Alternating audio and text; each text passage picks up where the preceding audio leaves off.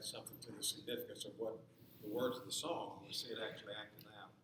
But this morning I want to change just a little bit. I had prepared a message and was ready to do one about the importance of standing in the gap from Ezekiel.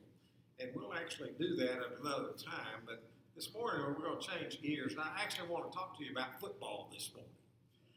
Now, I'm not going to talk about Mississippi State or Ole Miss, and I'm not going to talk about Billy Hatch and Bucket. I know that's a sensitive issue. But we're going to talk about football this morning. What I want to talk to you about this morning is the East Mississippi Community College Lions. What are you laughing at? The Lions. That school is known fondly by a lot of folks as Scooba Tech. Now, a lot of you know that I grew up in Scooba. In fact, the house I lived in, there were only two houses between where I grew up and the college campus. And so I was up there a lot, and one of my friends was the head coach's son, and so I spent a lot of time around the dressing room, around the practice field. I was in his home a lot, which at that time was the athletic dorm. They had the apartment on the bottom floor of the athletic dorm, a big old three-story building finally known as the Alamo, and the athletic dorm was. And so I grew up with the traditions of scuba football, and actually when I graduated from high school, I served the football team as manager for 2 years. We actually have a manager there now. Tommy Gibney is manager of the football team up at Scooba now. When I was growing up and when I was there as the manager, our teams weren't very good. Just very few times through those years that they even had a winning season. The 2 years I was there, our record was 3-7 both years. Won 3 games each of the 2 years that I was there as a manager. Now, it didn't have anything to do with the manager, I'm telling you. The manager was 10-0. Just the players couldn't keep up with the managers. But the football fortunes in East Mississippi have changed dramatically in recent years. They have won the North Division Championship in Mississippi Junior College football 7 out of the last 8 years. And they won the state championship 4 out of the last 6 years. And here's the really neat thing. 3 out of the last 4 years, and 2 years running, they have won the National Junior College Football Championship. National champions in Scooba, Mississippi. And that's something. You get to go to Scooba and see what's there. It's not much, except this big old football stadium that they built up there. This year, the EMCC, it's hard for me to say EMCC. I grew up with it as being East Mississippi Junior College, but now it's a community college. This year, they had already won the North Division title again, and they were scheduled to host the first round of the state playoffs. They were going to play against East Central from Decatur, and they used to be real big rivals. And it was very likely, just based on the strength of the two teams, it's very likely that Scooba would have won that game and played for the state championship. And again, based on the strength of the teams this year, their records, very likely that Scooba might have won their another state title this year, mid-state championships again. And if that had happened, I think it was a very real possibility, even though they lost one game early in the season. I think it's a real possibility they could have played for the national championship again. That was a possibility, a real possibility. And that's never happened in the history of junior college football, where one team would have won 3 championships in a row. Scooba's won 2, and one other school has won 2 in a row, but no school has ever even played in 3 consecutive championship games, much less win them. But there was a real possibility. I'm proud to say that Scooba Tech has become become known as a school of champions. And it's a place where champions go to play football.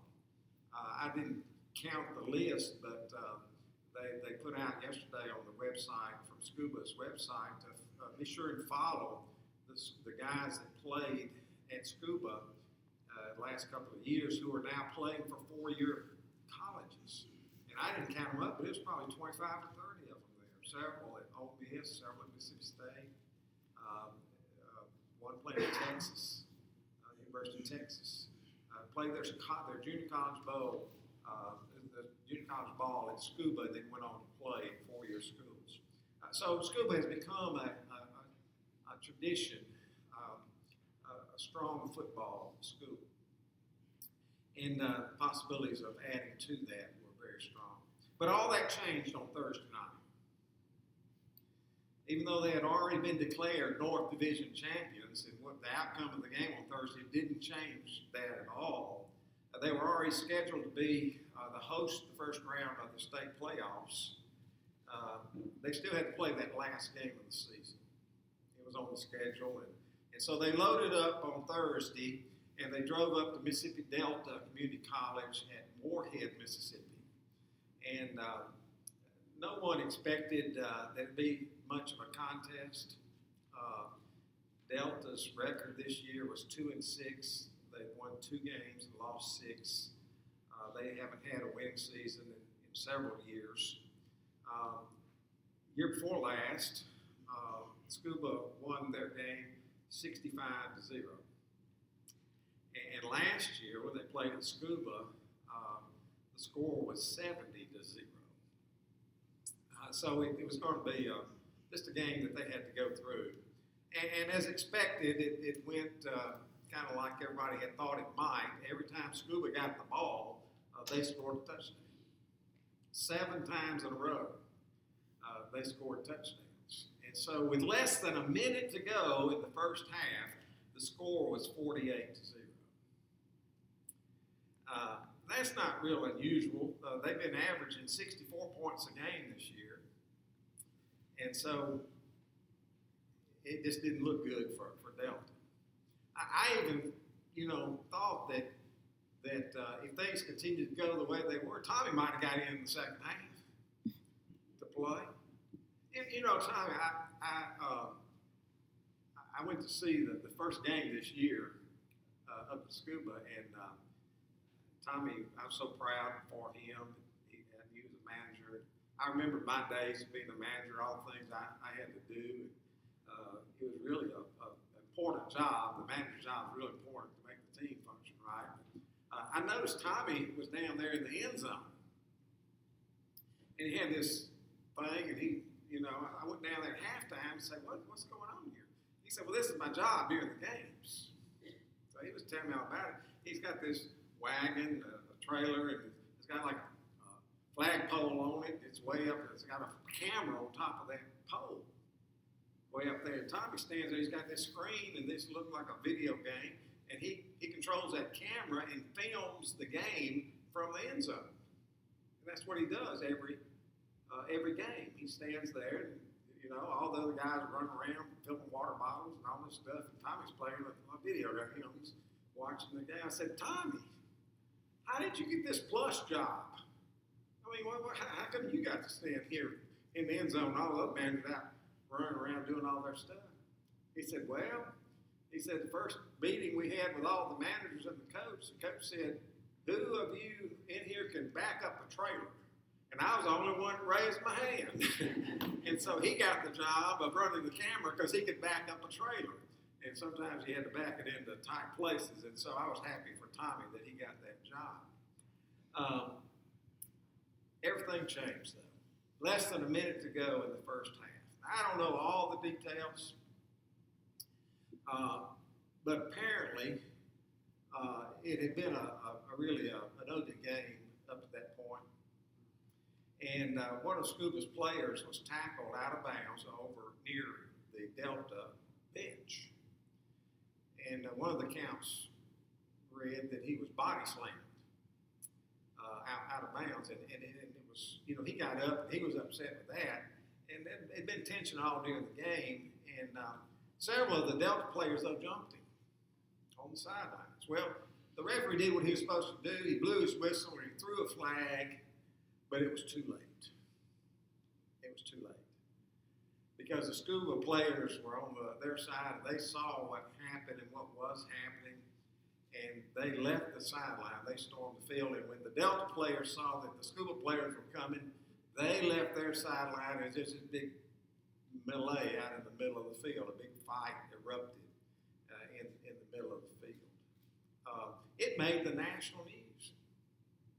It was on ESPN Sports Center. And it also was on Fox News carried it. This big fight at a community college football game. Went on for at least 5-6 minutes before they get them all separated. And get them separated and break out over there. And I thought it was really kind of neat. One of the videos I saw of it was obviously taken from the Delta's stands. Somebody probably filmed it on their phone. And they were filming this fight going on in the middle of the field. And these guys, it was just all this commotion. And there was one Delta player, and he was standing there on the sideline. He was just walking back. He was kicking around. He was standing on the sideline. He wasn't out there. And so I read the article about it. They said that somebody interviewed him after the game. They said, "How come you didn't get out there? You were just standing on the sideline." His response was, "I made a business decision." So he decided he didn't want to get out there. Now remember, there was less than a minute to go in the half. Scooba was ahead 48-0. And so they called the coaches together, the athletic directors, the referees. They had this powwow. And they just decided to end the game.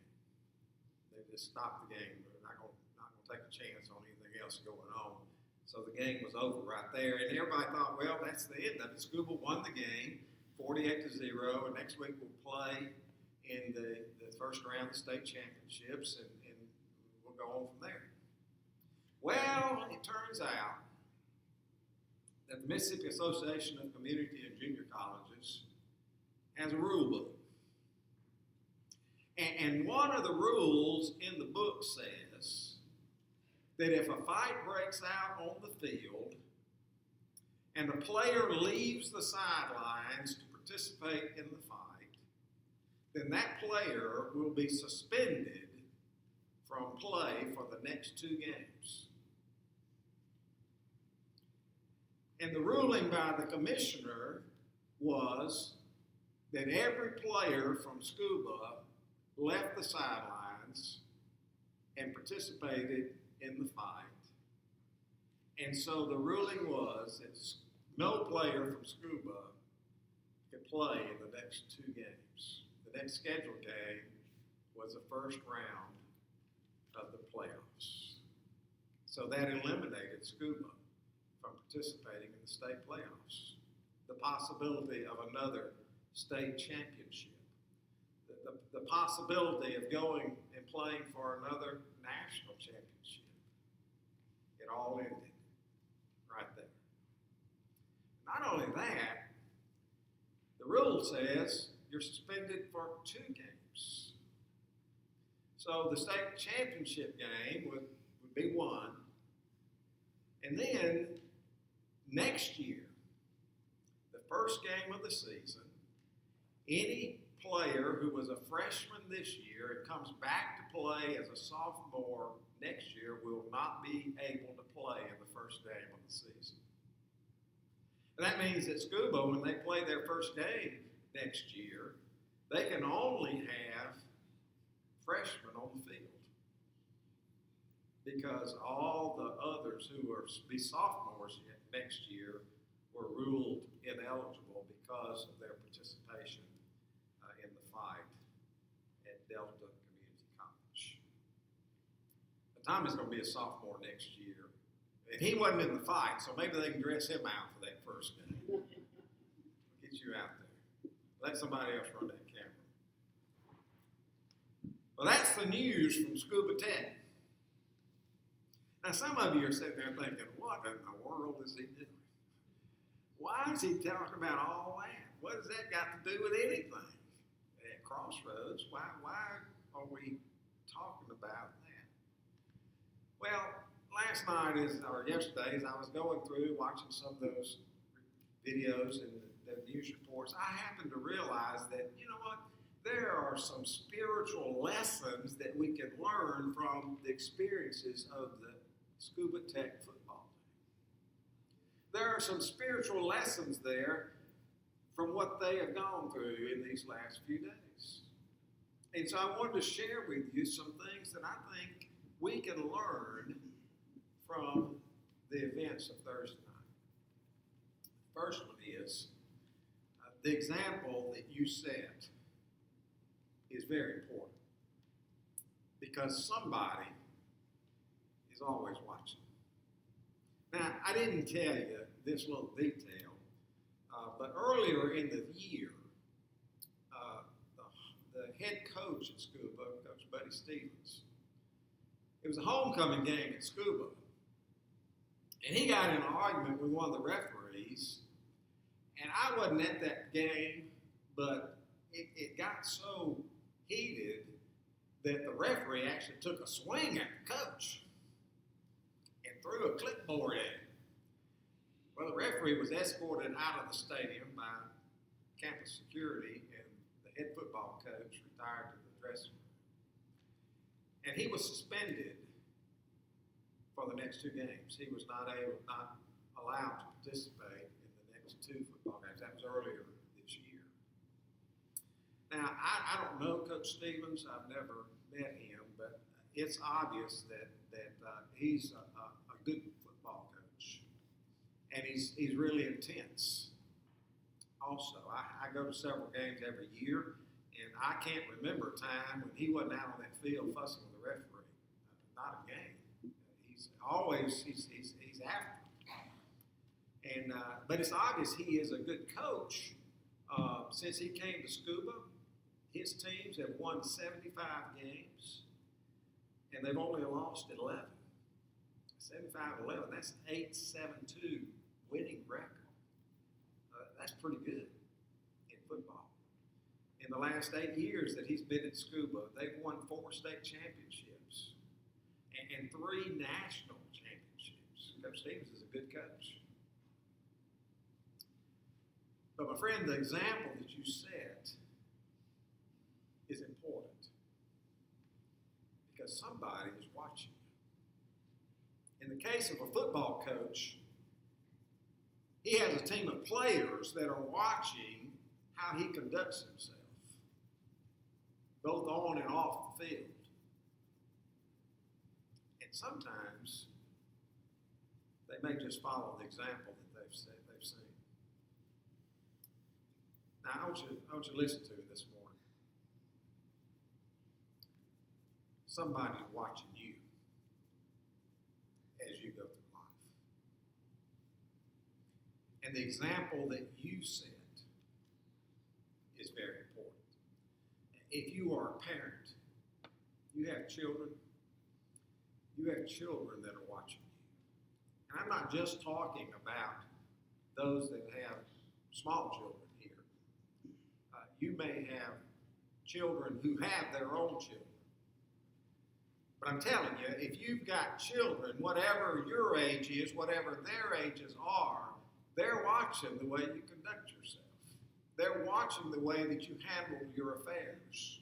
They're watching what you do when you are faced with difficult situations in life. You are setting an example for them. They hear what you say. They know when you lose your temper. You are setting an example for your children because they are watching you. Now, we have a really good example of that from the Bible. It's in 2 Chronicles chapter 26, verses 3 and 4. We see here the importance of a father setting a good example for his son. Uzziah was 16 years old when he became the king. And he reigned in Jerusalem for 52 years. His mother's name was Jokaliah. She was from Jerusalem. Now listen to this. Uzziah did what was right in the eyes of the Lord, just as his father Amaziah had done. Uzziah, who was 16 years old when he began his reign, Uzziah did what was right in the eyes of the Lord because that's what he had seen his father doing. His father was setting an example for his son. Now, I'm sure there were a lot of other factors in Uzziah's life, but one of the big ones was the fact that his father had set a good example for him to follow. His father did what was right in the eyes of the Lord, and the son, Uzziah, determined that that's what he wanted to do with his life. If you are a parent, your children are watching you. What are they seeing? What kind of example are you setting for your child? Now, even if you're not a parent, but you claim to be a believer in Jesus Christ, there are people around you today who are watching how you behave, how you go through difficult situations. It won't matter what you say you believe if you're not living out your faith. What's important is the example that you're living. Someone has said, they say to their children, that old saying, do as I say, not as I do. But that's not a valid parenting strategy. What you do is important. Probably as important, if not more important than what you say. Your life is an example for somebody because somebody is always watching. Well, there's a second lesson I want to share with you, and that is the fact that there are always consequences to our decisions and our actions. Now, those football players, when they left that sideline, and they felt that they were justified in doing so, they were going to help a fellow player, to defend him. But when they left the sidelines, they violated some rules that were pretty clear. And now, they've got some consequences to pay. In a spiritual sense, when we make good decisions, they're usually positive results. But when we make poor choices and we violate the rule book, then there are always consequences to pay. See, God knows what's best. And He's outlined for us the rules to follow, how we ought to live our lives. And when we violate the rules, things don't go well. There are always consequences that we end up paying. When Paul wrote to the churches at Galatia, he had a couple of verses in there that really apply well to this line of thought. In Galatians chapter 6, verse 7 and 8. Do not be deceived. God cannot be mocked. A man always reaps what he sows. Whoever sows to please their flesh, from the flesh will reap destruction. Whoever sows to please the Spirit, from the Spirit will reap eternal life. In a spiritual sense, when you make bad choices, there will always be consequences to pay. When you make good choices, there will always be positive results. Now, the question that you need to think about this morning is, what are you planting? What are you sowing? What field are you working in? Where are you investing your life? How do you spend your time and your resources? What's important to you? Because the things that you do in life are going to come back either to bless you or to curse you. How are you living your life? If you want good results, you better seek to follow the rule book. Because when you don't, there'll always be consequences to pay. Well, there's one more lesson that I think we can learn from these events, and that is that we'll all give an account for the choices we make. We'll all give an account for the choices we make. Paul made that clear in 2 Corinthians chapter 5, verse 10, when he wrote this, "For we must all appear before the judgment seat of Christ, so that each one of us may receive what is due us for the things we've done while in the body, whether good or bad." The writer of Hebrews lets us know that nothing's going to be hidden from the Lord when he writes this in Hebrews chapter 4 and verse 13. Nothing in all creation is hidden from God's sight. Everything is uncovered and laid bare before the eyes of him to whom we must give an account. Now, you may think that you got some things hidden pretty good, and maybe you have, but God sees it. God knows it. There's nothing you can hide from him, and one day we're all going to stand before his judgment seat to give an account. It's been interesting to read some of the statements made on Facebook. That's one of the places I've been getting some information about the Scooba situation. And it's been interesting. I've scrolled down and read some of the comments, and most of the people are, of course, defending Scooba, the Scooba players, for their actions. And most of them are laying the blame totally on the Delta players. I'm sure that the actions of the Delta players were intended to provoke the players from Scooba. But here's the bottom line on that. You cannot control what others say or do in your life. But only you can control what you say or do in response. So remember, what you do in life, choices you make, will either yield positive results or serious consequences. And you are the only person who will give an account to the Lord for the choices you make in life. And the choices you make are important because not only is the Lord watching, but there are people around you who are watching too.